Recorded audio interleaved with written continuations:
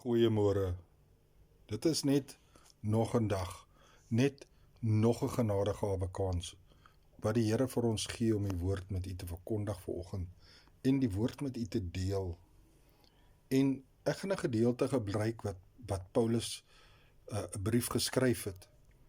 En weet jy wat, hy het hierdie brief van die Galasiërs geskryf en daar in hoofstuk 3 vers 1 tot 3 sê hy dat o onverstandige Galasiërs, wie het julle betower om die waarheid nie gehoorsaam te wees nie? Julle voor wie se oë Jesus Christus afgeskilder is as onder julle gekruisig. Nou kom hy nou sê hy, dit alleen wil ek weet. Het julle die Gees ontvang uit die werke van die wet of uit die prediking van die geloof? Is julle regtig so onverstandig, nadat julle met die Gees begin het, eindig julle nou met die vlees? Weet jy,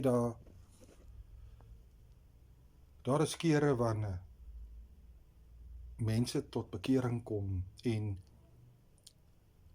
die Here vernuwe hierdie persoon. As jy hom 'n paar dae terug gesien het, hom of haar, en jy sien hom of haar nou weer, dan kan jy sien, maar die Here het in hierdie lewe gewerk.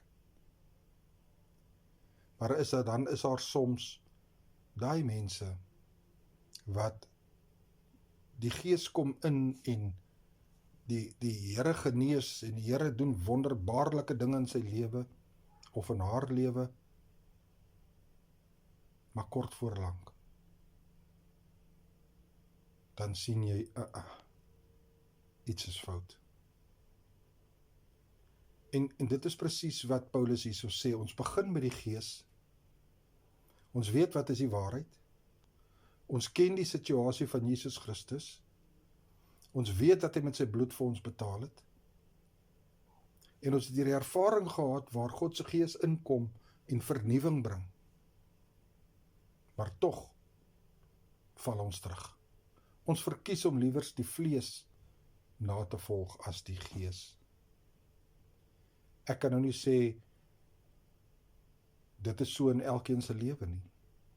Maar wat ek vanoggend weer wil sê, sonder om jou te judge, soos die Engelsman sê, of te oordeel.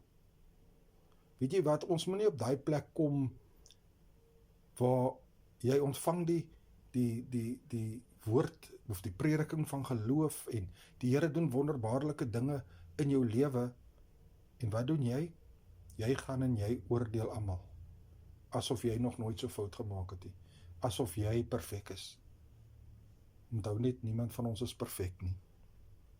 En daarom wil ek vanoggend vir jou sê, doen introspeksie in jouself.